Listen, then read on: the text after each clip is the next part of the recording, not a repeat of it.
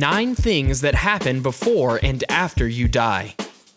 If there is one thing that is certain in life, it's that we can never prepare for death. Also, few people actually know what to expect when our life clock ticks down to 0. But according to science, death, much like life, is a process.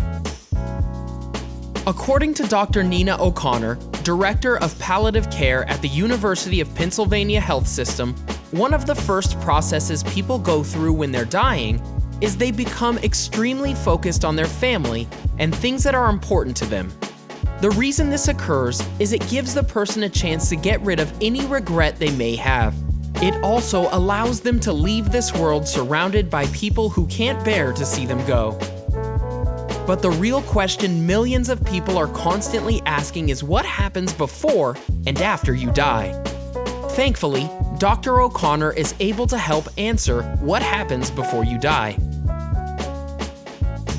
Before we begin this video, don't forget to subscribe to our channel for more daily tips like this and turn on notifications so you never miss our new videos. Now, let's analyze the 9 things that happen before and after you die. Number 1. Loss of appetite. Dr. O'Connor explains that a person's appetite could begin to dip for various reasons when they're dying. The first reason is that the body could be producing excess catecholamine, which is a chemical in the bloodstream that suppresses your appetite. The other reason why a person's appetite might diminish is that their intestines are not functioning at a normal capacity. This prevents food from being processed properly, so it might sit in their stomach, which can make them feel nauseous. Dr. O'Connor adds that people tend to get upset when a dying loved one refuses to eat, but she says that people need to understand that in most cases, it's their body preventing them from eating, not their mind. Number 2. Slow moving. Dr. O'Connor states that physical fatigue and weakness is profound when someone is nearing the end of their life. The person may talk slower, move even slower, and one of the reasons this may occur is because of the medications that they are taking. According to Dr. O'Connor, many people who are in their final days of their lives are on heavy painkillers, which can slow them down. She also adds that having out-of-balance electrolytes can add to this as well. In addition to weakness and fatigue, Dr. O'Connor says that in the final hours, some people have what is called a death rattle when they breathe. This occurs because the person is unable to cough up or swallow discharges. It's painless for the person, but it can be troubling for loved ones. Keep watching for some even more interesting things that happen to a person's body before and after they die, as well as tips on how to cope when a loved one has died. Number 3. Slipping away. According to Dr. O'Connor, when a person dies, physicians will check for 2 types of death: cardiac death and brain death.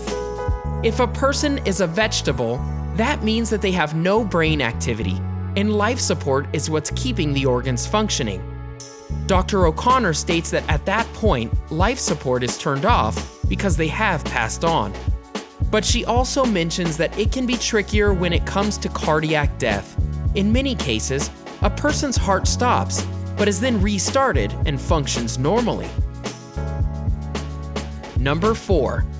Changes after death. According to Medscape, there are stages that a body goes through immediately after death. The first stage is rigor mortis. This is when the body begins to stiffen. In most cases, this begins to occur within a couple hours after the person has died. Rigor mortis begins to pass within 24 hours after death. Number 5. Livor mortis. Livor mortis is also known as hypostasis. It is the discoloration of a person's skin after blood pools in the dependent parts of a person's body after death. After rigor mortis occurs, livor mortis begins. Livor mortis is when a purple-red coloration appears in certain areas of the body. This occurs because the blood begins to settle in the body under the force of gravity.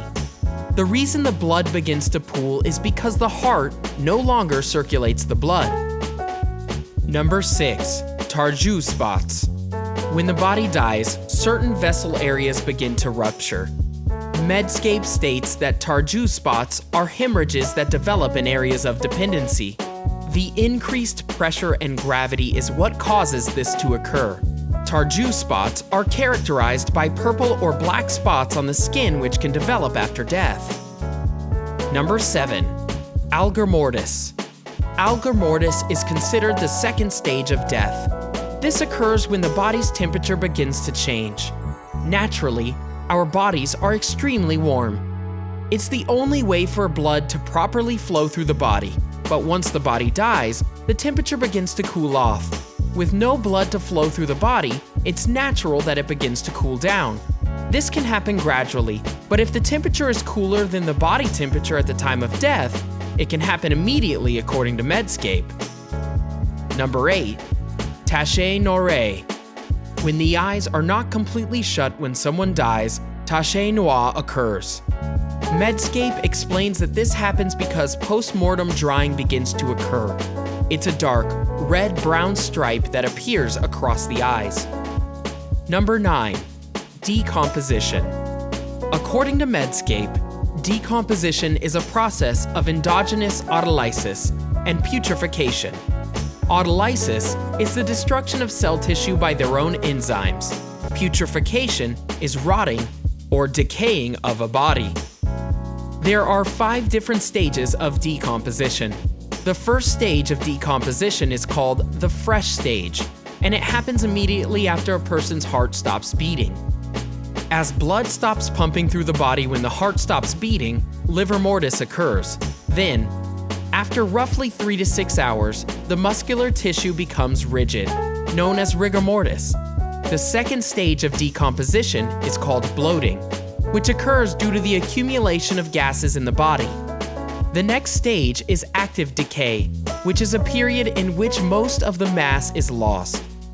The fourth stage is called advanced decay, and finally, the last and final stage is the dry remains stage. This final stage occurs when all that is left of the body is cartilage, bones, and dry skin. Coping with impending death. According to Gerald Shiner, a psychiatrist at William Beaumont Hospital in Royal Oak, Michigan, there is only so much a person can do when they know they're going to die soon. But he says that going over mixed and negative feelings in relationships and taking the opportunity to put things into words that you never had the chance to say is a good start to cope. He adds that if you have time to plan for your death, it gives you the opportunity to say goodbye in a meaningful way and leave nothing on the table. Spend as much time with the person as you possibly can and try to reminisce about the good times you two shared together instead of focusing on the inevitable. If you are coping with the impending death of a loved one, consider speaking to a professional to talk about how you are feeling and how to cope during this trying time. A professional can also help you prepare for the grief that will follow after your loved one's death. Dealing with the death of a loved one is one of the hardest things that people have to go through in life. And it's perfectly normal and even encouraged to seek professional help to learn how to deal with the grief following the death. Don't rush mourning or grief. Shiner explains that grief comes in stages. The first stage is disbelief and denial, especially if the tragic news is unexpected and unwarranted. The next stage is anger. This usually occurs because of how inevitable death is and we feel helpless because there's nothing we can do. Shiner adds that eventually everyone slowly accepts the outcome piece by piece, but one thing people should never do is rush these stages, Shiner says. Everyone has their own schedule of how long it takes to get through each stage. The only thing that loved ones around them can do is be supportive. Let people in. When dealing with an inevitable death, there is a lot you can do to prepare. But there is also a lot of obstacles to overcome, according to Reverend Janet Freistack, a chaplain with the Palliative Care and Home Hospice program at Northwestern Memorial Hospital in Chicago. Often people deal with their anger by directing it towards the medical community and putting blame on them, Freistack adds. But she also mentions that it might be good to seek some outside help. She says that outsiders can offer a more objective perspective. She also offers an exercise called a life review, which is when a person asks their mom, brother, dad, sister, or spouse what has been the most meaningful thing and greatest sorrow in their life. This exercise can help each member deal with their emotions together. Talk to people you love and try to accept the support they are offering. If you do not want to speak to your friends or family about your loss, seek help from a professional who can help you through the various stages. What do you think is the craziest thing that happens to a person's body before or after they die? Let us know in the comments section below. Enjoyed this video? Hit the like button and subscribe to our channel for more videos like this. And thanks for watching.